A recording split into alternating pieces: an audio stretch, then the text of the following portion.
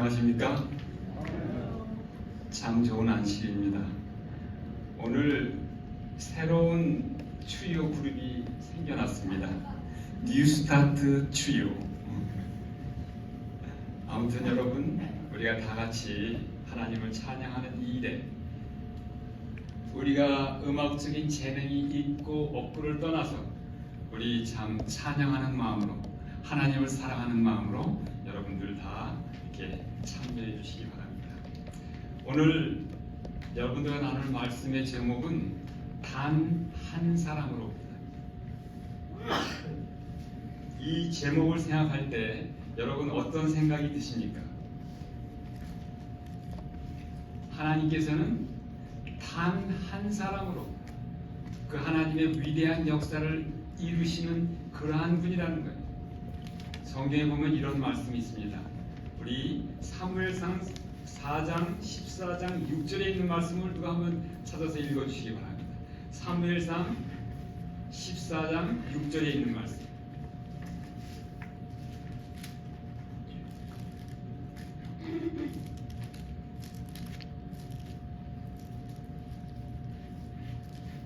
한번 누가 찾으신 분 있으면 큰 소리 읽어주시기 바랍니다.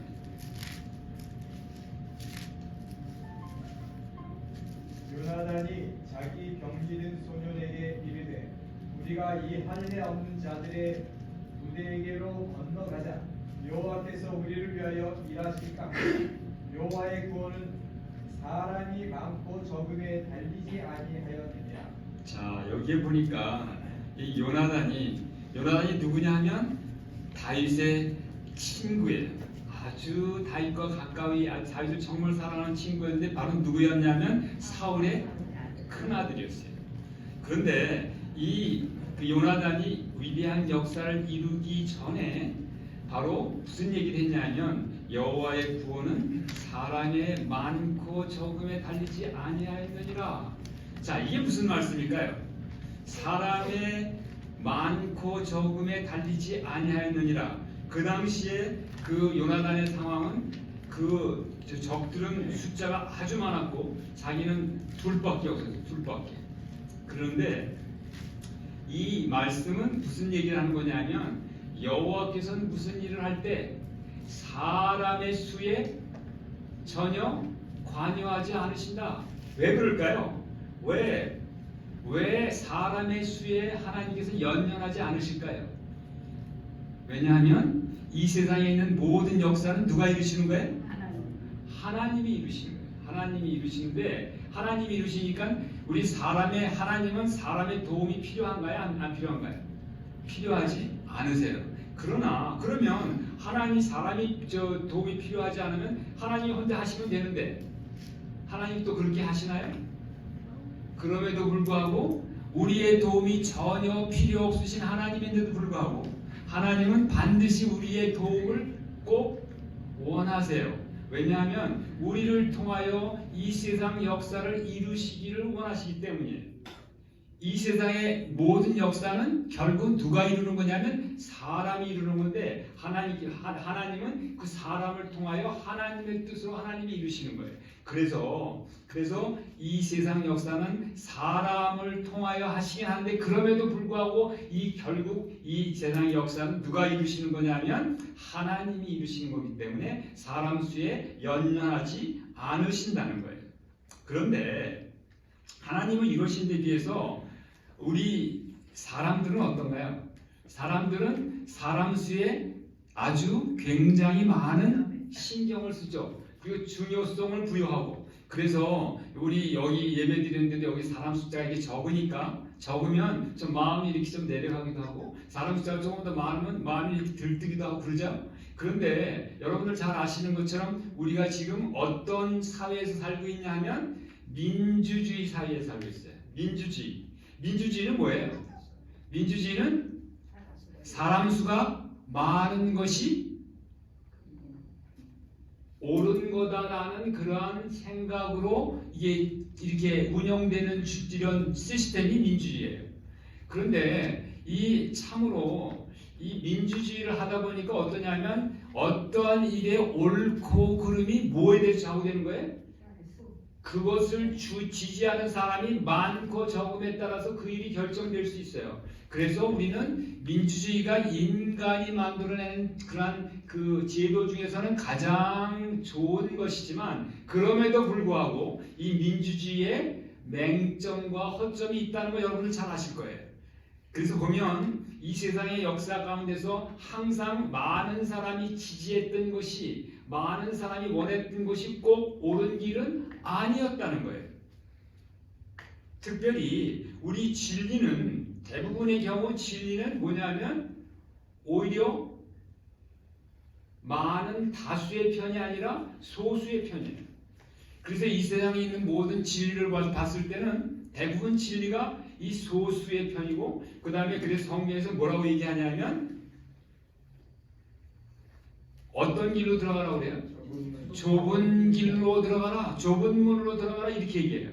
이 좁은 문이라는 뭐야? 많은 사람이 따르는 문이 아니라 그 반대로 아주 극소수의 사람이 따르는 길이 바로 그것이 옳은 길일 수 있다라는 그런 얘기예요. 그럼 왜 그럴까요? 왜 많은 사람이 따르는 길은 오히려 옳은 길이 아니라 그릇된 길이 될 수 있을까요? 왜냐하면 이 세상의 모든 일을 궁극적으로 하나님이 주장하시지만 이 세상의 임금은 누구예요? 사단이에요. 사단. 그러니까 사단이 많은 사람들을 충동시켜서 이 모든 나쁜 길, 잘못된 길로 이끌기 때문에 대부분의 경우에 많은 사람이 이끄는 것은 꼭 그런 건 아닙니다만은 이제 이게 옳은 길이 아닐 수 있다는 거예요. 특별히 옳고 그름에 따라서 우리가 판단할 때는 특별히 우리가 유념을 하셔야 합니다. 그래서 항상 뭐냐면 하나님께서는 우리에게 우리 어떤 일을 이룰 때 사람의 그 숫자에 관여하지 않으시는데, 그런데 왜 사람 숫자가 많은 것을 그렇게 신경을 쓸까요? 왜냐하면 사람의 숫자가 많은 것은 뭐냐면 눈에 보이는 거예요. 그런데 진짜 모든 일의 기준이 되신 하나님은 눈에 보이나요? 안 보이나요? 안 보여요. 근데 사람이 사실 눈에 보이는 것이 그렇게 중요해요. 우리 마음 가운데 정말 영원한 생명에 대한 소망이 있고, 그래서 우리가 그 소망을 생각할 때마다 우리 마음 가운데 정말 기쁘고 즐거울 수밖에 없는데도 불구하고 당장 눈앞에 보이는 어려움들과 눈앞에 보이는 문제들을 바라볼 때 우리는 금방 또 실망하고 낙담하게 되는 것이 우리들의 모습이에요. 이런 것들을 봤을 때 참 눈에 보이는 것은 굉장히 우리 인간들한테 중요해요. 하나님한테는 그렇게 중요하지 않은데 불구하고 우리 인간들한테는 그렇게 중요한 것이 눈에 보이는 것이에요. 그래서 이스라엘 백성들이 그렇게 많이 그야말로 이 우상을 숭배했던 것이 뭐냐면 하나님은 잘 안 보이고, 그 다음에 우상은 직접 눈에 보이니까 눈에 보이는 우상을 만들어서 했던 것이 옛날 이스라엘의 역사고, 지금 현재도 마찬가지인가요? 현재도 마찬가지예요. 여러분들 우리 돈이 눈에 보이지 않습니까? 우리 여러분들이 다 많은 이 세상 사람들이 추구하는 명예가 눈에 보이나요? 안 보이나요? 보여요. 다 보여요. 그 권세가 보입니다. 그러니 보이는 것들이 그렇게 중요해요. 그런데 하나님은 그렇게 하지 아니하시고 오직 정말 눈에 보이지 않는 그런 것들을 지금 따르는, 그것을 더 중요하게 생각하는 사람들이 바로 누구냐 하면 바로 그리스도인이라는 거예요. 자, 한번 보세요. 이 전 세계 역사를 바라보면 전 세계 역사가 어떻게 되냐면 세계의 지금 현재 인구가 77억이라고 그러는데 이 77억의 인구가 바로 아담 한 사람으로부터 시작됐어요. 아담 한 사람이 이렇게 많은 인종을 퍼뜨렸어요. 그리고 우리가 잘 아는 것처럼 홍수 후에 전 세계가 노아 한 사람으로부터 나온 거예요. 노아 한 사람. 물론 노아는 아담으로부터 나온 사람이고, 그리고 여러분들이 잘 아시는 것처럼 이 전 세계가 지금은 복음화가 거의 다 됐어요. 근데 이 전 세계의 복음화를 일으킨 사람이 바로 바울 한 사람으로부터 시작됐어요. 그리고 이 지금 우리가 속해 있는 이 교회 다 이 종교 개혁의 결과로 우리가 지금 이 교회에 속해 있지만 우리 종교 개혁은 마틴 또 한 사람으로부터 시작했다는 거예요. 이 한 사람이 그렇게 중요하다는 거예요. 우리가 이스라엘의 역사를 한번 살펴보겠습니다. 이스라엘의 역사. 여러분들 잘 아시는 것처럼 이스라엘도 아브라함 한 사람에서 시작한 것이 이스라엘이에요. 한 나라, 한 민족. 그리고 우리 인류의 역사상 그렇게 큰 영향을 미치는 그러한 이스라엘 나라가 어떻게 시작됐느냐? 단 한 사람 아브라함으로부터 시작됐다는 거예요. 그 다음에 여러분들 아시는 것처럼 애굽의 기근이 요셉 한 사람으로 벌써 해결이 됐다는 거예요. 그 다음에 여러분들 잘 아시는 것처럼 출애굽은 바로 모세 한 사람으로부터 이 출애굽의 위대한 역사가 이루어졌다는 거예요. 그리고 여러분들 저 사자 중에 한 분이 기드온이 있습니다. 미디안의 압제를 이스라엘 백성들이 미디안한테 큰 압제를 당하고 오랫동안 고통을 당했는데 그 압제를 기드온 한 사람으로 해방시켰습니다. 그리고 여러분들 잘 아시는 것처럼 이 바알과 아세라 850명의 선지자와 싸운 사람이 누구예요? 단 엘리야 한 사람이라는 거예요. 그래서 이 단 한 사람으로 우리의 역사를 살펴보면 우리 하나님께서 이 한 사람을 통하여 위대한 역사를 이루시는 것들을 우리가 살펴볼 수 있어요. 우리가 대한민국 사람이니까 여기 미국 사람이지만 우리 뿌리는 다 대한민국입니다. 이 대한민국의 역사를 한번 살펴보겠습니다. 대한민국 역사에도 이런 일이 있을까요? 여러분들 있어요. 자, 여러분 생각해 보세요. 이 일본의 침략, 민지내란 때 일본의 침략을 막은 사람이 누구냐면 이순신 장군 한 사람이에요. 이순신 한 사람. 이 조정의 모든 사람들은 다 이순신을 오히려 힘들게 했지만 이순신 장군 한 사람을 통하여 이 대한민국이 아직도 대한민국이 있을 수 있었어요. 만약 그때 이순신 장군이 없었더라면 이 대한민국은 일본국 조선 현쯤 됐을 거예요. 그런데 이 하나님께서 그 당시에 그때를 위하여 이순신이라는 한 사람을 그때 태어나게 하시고 모든 일을 하늘의 지혜를 주고 준비케 하셔서 이 나라가 아직도 이 대한민국으로 그야말로 이 세계에 지금은 아주 위세를 떨치는 그러한 나라가 될 수 있게 해주신 그 터전이 바로 이 이순신 장군 한 사람으로 됐다는 거예요. 그리고 근대 역사를 살펴보면 우리 기독교 입국을 바로 누가 했냐면 이승만 대통령 한 사람이 한 거예요. 그 당시에 상황이 어땠냐면 국민들의 대부분 70% 이상은 사회주의, 공산주의를 따르고 있었던 상황이에요. 그런데도 불구하고 그때 남한에서는 미군정이 있었으니까 미군정과 이렇게 해가지고 이 나라를 기독교 입국으로 나라를 세운 분이 바로 이승만 대통령이고 이승만 대통령을 통하여 한미 동맹이 있어가지고 지금 이 나라가 있는 거예요. 만약 한미 동맹이 없었으면 이 나라는 벌써 아니면 이북 그러니까 김일성의 영향에 다 들어갔을 거고 아니면 일본이나 중국에 아마 이렇게 다 됐을 거예요. 근데 이 한미 동맹 때문에 이렇게 우리나라가 지금 우리나라의 민족적인 정체성을 가지고 있을 수 있는 거예요. 사실 그 당시까지 미국이 어떤 나라하고도 상호 방위 조약을 맺은 나라는 한국밖에 없어요.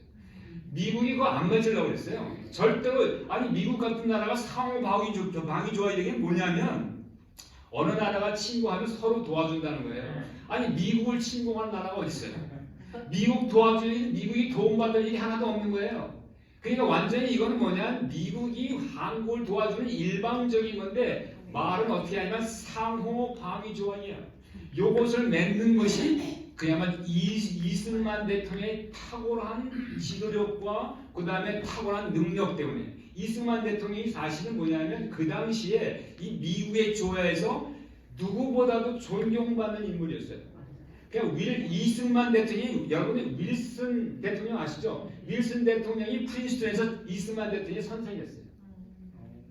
그리고 그다음에 그러니까 이 미국의 조야에서 이승만 대통령이 그야말로 너무나 영향력 있는 사람이었어요. 왜냐하면 이 이승만 대통령이 그때 뭘 썼냐면 Japan Inside Out이라는 책을 썼어요. Japan Inside Out에 거기서 뭐라고 얘기하냐면 일본이 반드시 미국을 침공한다. 그 당시 사람들이 이걸 다 읽어보고 어떻게 생각했냐면 말도 안 되는 소리 하지 말아라. 어떻게 일본이 일본이 미국을 침공한다면 그건 말이 안 되는 더군다나 그렇게 멀리 떨어져 있는데 그런데 그 일이 어디 됐어요?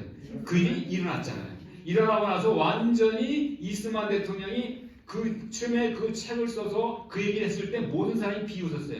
그런데 실제 그 일이 일어나고 나니까 이 이스만 대통령의 해안에 모든 사람이 너무나 놀래버린 거예요. 그 이후로 이스만 대통령이 이 미국의 정치계에서 굉장히 존경받는 사람이 됐어요. 그래서 한때 그야말로 이스만 대통령 때문에 이런 일이 있을 수 있었던 거예요. 그리고 이스만 대통령이 이 상호 방위 조약을 내놓고 난 다음에 그분이 뭐라고 했냐면 우리의 후손들이 앞으로 이것 때문에 놀라운 축복을 받을 것이다. 그렇게 얘기를 했어요. 근데 그것이 이루어진 거예요.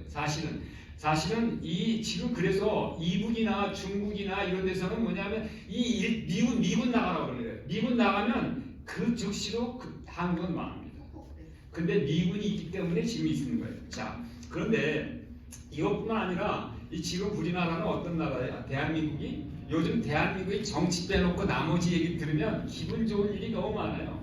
이 세상에서 앞으로 이 대한민국이 G2로 간대요. G2가 뭔지 아세요? 미국 다음으로 가장 영향력 있는 나라가 된다는 거예요. 근데 그렇게 나라가 될 수 있는 경제 부국의 그 초석을 다진 분은 바로 박정희 대통령이에요. 자, 이 박정희 대통령이 그 당시에는 웬만한 나라는 다 옛날이니까 1970년대 다 잘 살게 된다고 그러는데 실제로 이 1970년대 그렇게 못 살았던 한국이 어느 정도 수준이냐면 아까 얘기했던 르완다 그 정도도 못하는 수준이었어요. 완전히 전쟁으로 완전히 폐허가 돼가지고 완전히 아무것도 없는 나라에서 일어난 것은 그건 기적이에요. 이 세상에 1970년대 그렇게 낙후된 나라에서 지금 이렇게 경제대국으로 선진국으로 발돋움한 나라는 한국 하나뿐이에요. 다른 나라는 없어요. 그 당시에 여러분들 잘 아시겠지만 필리핀이 얼마나 잘 사는 나라였는데 그 필리핀이 한국의 동경이 되는 나라였어요. 근데 지금 어떻게 됐습니까?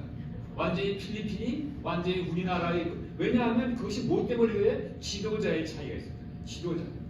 필리핀에는 박정희 대통령 같은 지도자가 없었다는 거예요. 그 차이지 세월이 가서 모든 나라가 다 잘 살게 되는 그런 거 역사를 살펴보면 지금 현실을 살펴보면 그것이 전혀 아니라는 거예요. 그래서 이런 걸 봤을 때 박정희 대통령이 우리 대한민국을 경제 부국으로 일으키는 가장 훌륭한 대통령이었다는 것을 우리가 물론 이 사람의 과도 있어요. 그렇지만 그러나 우리가 모든 사람을 판단할 때는 이 세상에 잘못이 없고 과거 허물이 없는 사람이 한 사람도 없어요. 우리가 볼 때는 공평하게 봐야 되는데 지금 우리나라가 이렇게 잘 살게 되는 그 이유는 거기에는 박정희 대통령의 공이 너무나 컸다는 사실은 누구도 부인할 수 없는 사실인데도 불구하고 부인하고 있는 사람들이 한국에는 너무나 많이 있어요. 그래서 이 한국에는 이승만 대통령이나 박정희 대통령의 동상은 거의 없어요. 몇 개밖에 없어요. 대신 그 외에 다른 동상 우리 다른 이런 그런 사람들의 동상은 너무 많아요. 너무 많아요. 자, 그런데 이 대한민국이라는 나라를 저는 하나님께서 이 마지막 시대를 위해서 필요하기 때문에 이제까지 보호해 오셨다고 생각해요. 그래서 때에 맞춰서 그야말로 걸출한 인물을 하게 하시고 이를 통하여 이 나라를 지금 현재의 수준으로 올려놓으셨다고 생각을 합니다. 그런데 앞으로도 하나님께서 이렇게 한 사람을 통하여 위대한 일을 이루시는 그 역사는 계속될 줄 믿습니다. 세계 역사에서 많은 큰 일들을 앞으로도 한 사람을 통하여 이루실 것입니다. 그리고 그냥 가깝게 우리의 가정, 우리의 교회의 변화와 발전을 위하여 한 사람을 하나님은 지금 여러분들 가운데 찾고 계시다고 저는 믿습니다. 그리고 이 세상의 마지막 역사를 위하여 이 세상의 역사를 끝내기 위하여 주님은 또한 그런 한 사람을 찾고 계시다고 저는 믿습니다.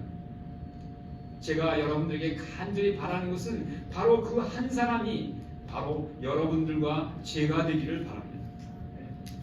여러분, 지금부터 2400년 전에 이 그리스에 디오게네스라는 그런 철학자가 있었어요. 여러분도 혹시 들어보셨습니까? 이 철학자가 아주 괴짜 철학자라서 이렇게 평생을 통 속에서 살았어요. 아무것도 없이. 그럼에도 불구하고 너무나 유명한 철학자였기 때문에 여러분들이 잘 아시는 알렉산더 대왕. 알렉산더 대왕이 친히 찾아왔어요. 찾아와가지고 이 알렉산더 대왕이 내가 알렉산더다 얘기를 하면서 그랬을 때 이 디오게네스가 그 알렉산더 대왕을 맞이하는 이해를 갖췄을까요? 전혀 갖추지 않고 쳐다보기만 했어요. 그러면서 이 알렉산더 대왕이 뭐라고 얘기하냐면 내가 그 당시에 전 세계를 제패하고 있는 그러한 그 헬라 나라의 그야말로 성경에 나오는 놀라운 알렉산더 대왕이잖아요. 그러니까 내가 지임이 황제, 알렉산더 황제다 그랬더니 이렇게 쳐다보는데 그러면서 이제 황제니까 내가 너에게 무엇을 해주기를 원하느냐? 이제 황제니까 다 그랬더니 이 디오게네스가 뭐라고 대답했어요? 당신이 지금 내 햇빛을 맞고 있으니까 자리를 좀 비켜주십시오. 그것도 그냥 이렇게 아주 공손하게 아니라 그냥 퉁명스럽게 대답을 했어요. 그랬더니 옆에 있는 수행했던 그 신하가 얼마나 열받았겠어요. 아니 감히 이 알렉산더 천하의 이 세상에 가장 위대한 알렉산더 대왕이 친히 찾아와서 은혜를 베풀고자 하는데 아예 받을 생각도 안 하고 그냥 퉁명스럽게 대답하는 걸 보고 열받아가지고 이 디오게네스를 죽이려고 한 거예요. 죽이려고 했더니 이 알렉산더 놔둬라. 그러면서 알렉산더 대왕이 무슨 얘기를 했냐면 내가 만일 황제가 아니었다면 내가 가장 되고 싶은 사람이 저 사람이다. 그렇게 얘기를 했어요. 그런데 이 사람이 또 하나의 아주 이 사람한테 얽혀진 아주 재미있는 일화는 뭐냐면 이 사람이 어떻게 했어요? 대낮에 등불을 켜고 돌아다니는 거예요. 뭐 때문에 돌아다녔을까요? 정말 사람다운 사람을 찾기 위해서 대낮에 등불을 켜고 다닌 거예요. 이 디오게네스라는 사람이 정말 사람다운 사람, 그 한 사람을 찾으러 다녔던 것처럼 지금 이 세상에서 우리 주님께서는 이 위대한 주님의 역사를 이룰 그 한 사람을 주님께서 찾고 계시지 않을까요? 그 한 사람은 과연 누구일까요? 그 한 사람은 바로 참 하나님의 사람이라고 할 수 있을 것 같습니다. 하나님의 사람. 자, 하나님의 사람이 과연 어떤 사람이 하나님의 사람일까요? 성경에 보면 구약 성경에 보면 하나님의 성경 전체에 하나님의 사람이라는 얘기가 72번이 나와요. 그런데 70번은 다 어디에 나오냐면 구약시대에 나옵니다. 그래서 하나님의 사람이라는 얘기를 많이 들었던 사람이 바로 여러분들이 잘 아는 모세. 하나님의 사람 모세가 이렇게 하면 이런 얘기가 많이 나와요. 그 다음에 사무엘도 하나님의 사람이라는 얘기를 들었고, 그 다음에 여러분들이 잘 아시는 엘리야도 하나님의 사람이라는 얘기 들었고, 그 다음에 엘리사도 얘기 들었고, 그 다음에 다윗도 하나님의 사람이라는 얘기 들었어요. 그 외에도 몇 사람도 있어요. 여러분들이 잘 아시는 것처럼 어떤 사람은 그 이름이 없이 하나님의 사람이라고 있어요. 그냥 나타내서 끝낸 사람도 있어요. 여러분들 그 여로보암의 그 단을 헐었던 그 이름 없는 하나님의 사람이란 선지자 그 얘기도 있죠. 그런데 신약 시대는 단 한 사람, 단 두 번 하나님의 사람이라는 얘기가 나오는데 사도 바울이 디모데에게 얘기하는 것을 디모데에게 하나님의 사람 디모데라고 얘기해요. 그리고 또 한 번은 이 사도 바울이 디모데후서 3장 17절에 이렇게 얘기합니다. 누구가 디모데후서 3장 17절을 찾아주시기 바랍니다.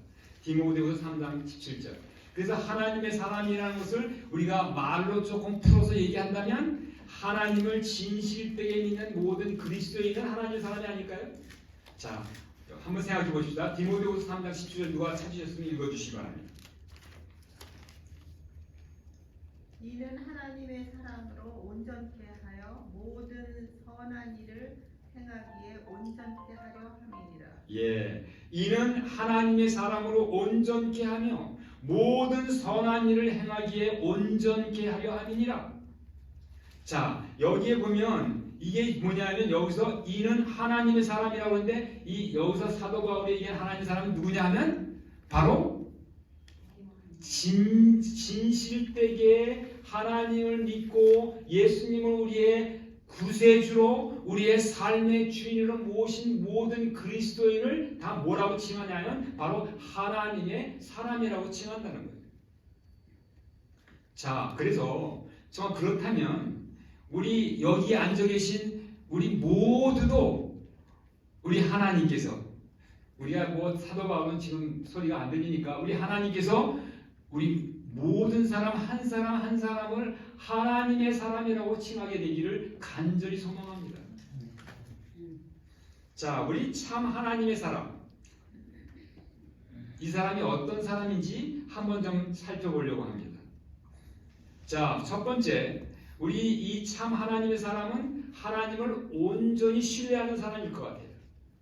그래서 하나님께 모든 것을 맡길 수 있는 사람. 여러분들 하나님을 진정으로 믿는다고 말을 하는 사람들은 많아요. 그러나 막상 하나님께 맡길 때는 맡기지 않고 자기가 알아서 하는 사람들이 너무 많은 것 또한 합니다.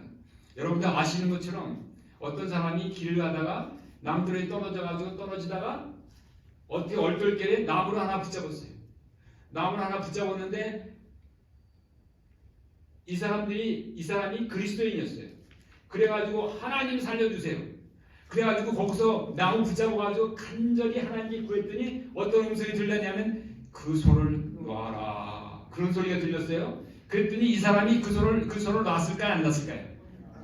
안 놓은 거예요. 안 놓고 이 손을 놓으면 죽으니까. 그러니까 그 사람이 뭐라고 그랬어요? 거기 하나님 말고 딴 사람 없어요. 이랬어요. 하나님 말고 딴 사람 없냐고. 이게 이 그리스도인 하나님 믿는 사람들 아니 저의 믿음도 이와 별로 다름이 없다는 사실을 저는 고백할 수밖에 없습니다. 그런데 어떻게 됐어요?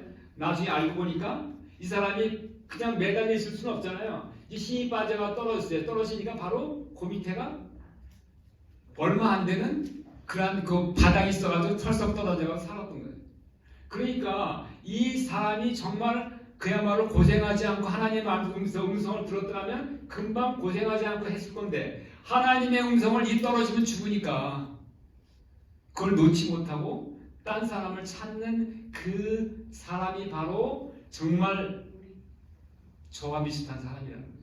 정말 하나님을 온전히 신뢰하는 사람은 아니었어요. 이런 위기의 순간에 하나님을 온전히 신뢰하고 하나님께 자기의 생명을 맡길 수 있는 사람이 바로 하나님을 신뢰하는 사람. 이런 사람이 참 하나님의 사람이라고 생각을 합니다. 그리고 두 번째로 하나님께 온전히 붙들린 사람이에요. 정말 하나님이 그 사람을 붙들고 이 사람은 즐겨 그 하나님한테 붙들림을 당한 사람이 바로 하나님의 사람이 아닐까 하는 생각을 해봅니다.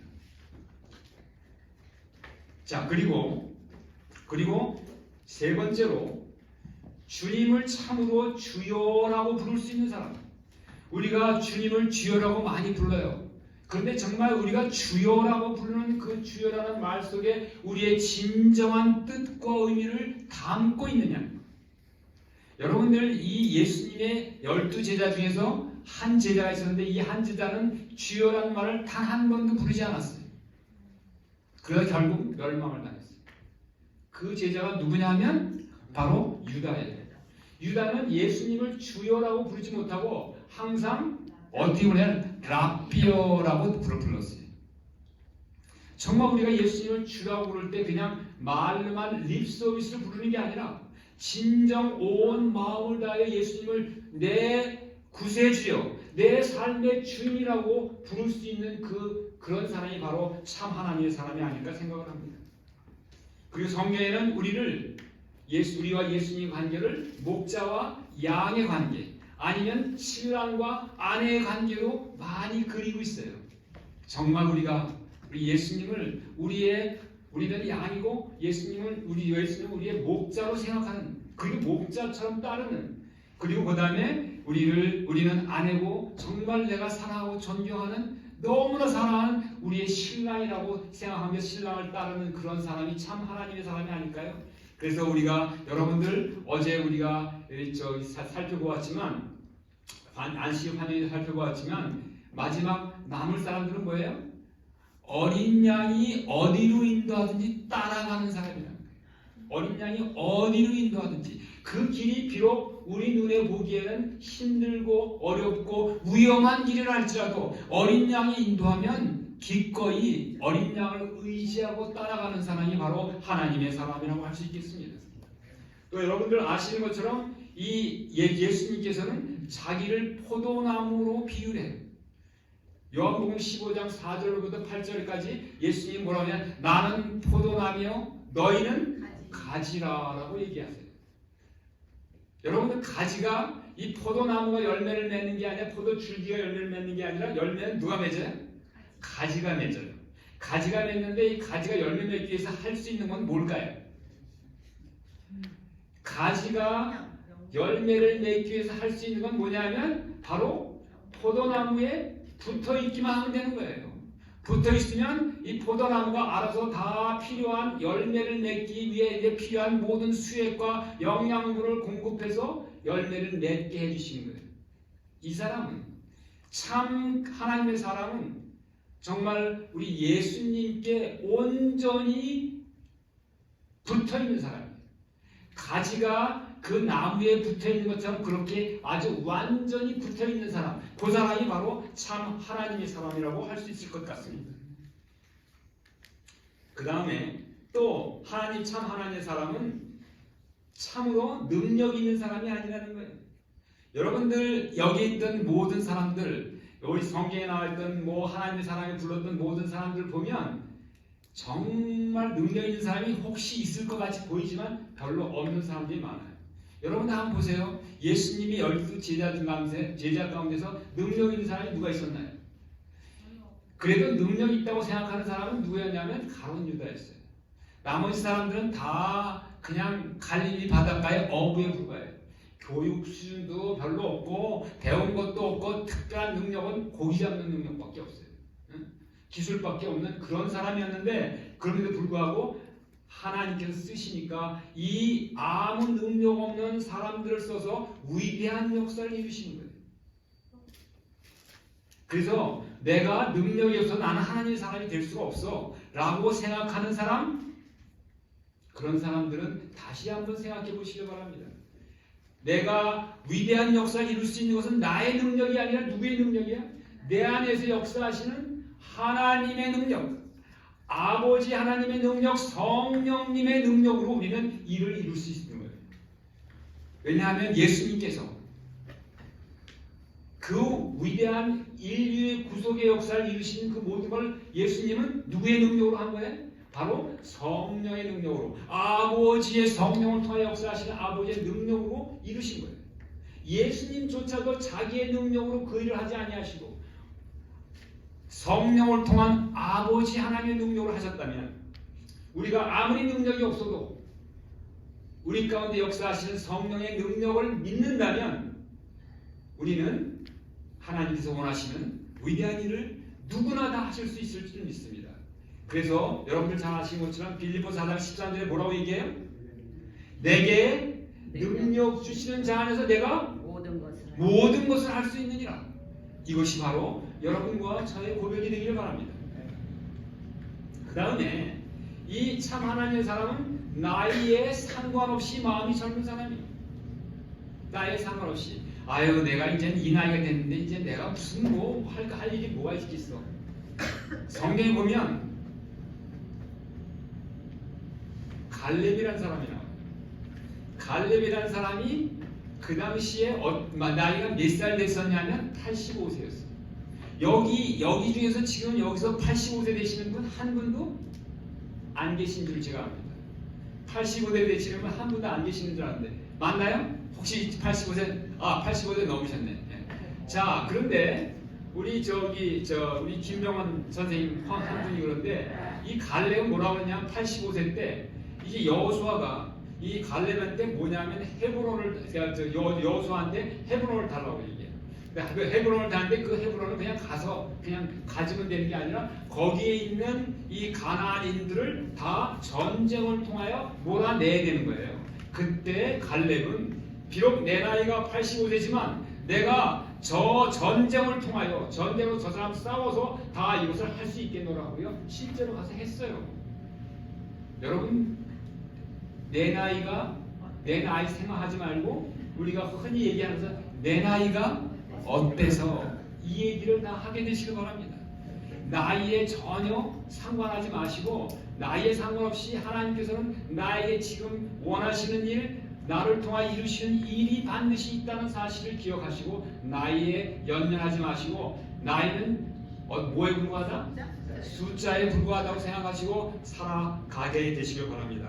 그 사람을 하나님께서 하나님의 사람으로 쓰실 줄 믿습니다. 그리고 하나님과 사람 앞에서 진정 겸비한 사람, 정말 하나님 앞에 겸손한 사람. 여러분 하나님 앞에 겸손한 사람이 어떤 사람일까요? 하나님 앞에 겸손한 사람은 모든 일을 기도와 간구로 감사함으로 하나님께 아뢰는 사람이에요. 왜냐하면 우리가 기도하지 않는다는 건 뭐예요? 나 혼자 할 수 있다. 내가 할 수 있다. 그래서 기도 안 해요. 기도 안 한다는 건 하나님 도움 필요 없습니다 하는 얘기가 기도 안 한다는 것의 또 다른 의미예요. 그래서 늘 모든 일을 항상 우리가 늘 익숙하게 능숙하게 할 수 있는 일을 할지라도 우리 하나님의 도움을 구하는 그러한 겸비한 사람이 바로 하나님의 사람이 아닐까 생각을 해봅니다. 그래서 또 그래서 이 하나님의 사람은 남자나 여자 이런 거 상관없고 나이에 상관없고 재력에도 상관없고 학력에도 상관없고 외모조차도 상관이 없어요. 온전히 하나님은 이 사람들의 외모를 보시나요 안 보시나요? 하나님은 사람의 외모를 보시지 않고 오직 속사람을 보시는 분이에요. 그래서 속사람이 하나님과 온전히 하나 된 사람이 바로 하나님의 사람이 아닐까 생각을 해봅니다. 자, 이런 걸 볼 때 하나님은 아까도 말씀드렸지만 참으로 하나님은 민주주의가 아니에요. 사람 수가 많은 것이 옳고 되는 그것이 아니라 우리 하나님은 단 한 사람 바로 여러분 한 사람을 바라보고 여러분 한 사람을 통하여 위대한 역사를 이루시기를 간절히 바라시는 분이 하나님이시라. 그래서 하나님은 바로 민주주의가 아니라 무슨 주의일까요? 하나님은 바로 신본주의입니다. 하나님은 신본주의예요. 민주주의가 아니에요. 사람 수에 연연하는 그러한 민주주의가 아니라 하나님은 하나님이 알아서 모든 것들을 다 해결하시는 그런 신본주의입니다. 이제 말씀을 드립니다. 주님은 바로 그 한 사람, 참 하나님의 사람, 그 사람을 지금 찾고 계십니다. 주님이 찾고 계신 그 사람이 바로 여러분과 제가 되시길 바라면서 주님의 이름으로 축원하며 말씀을 드립니다. 아멘.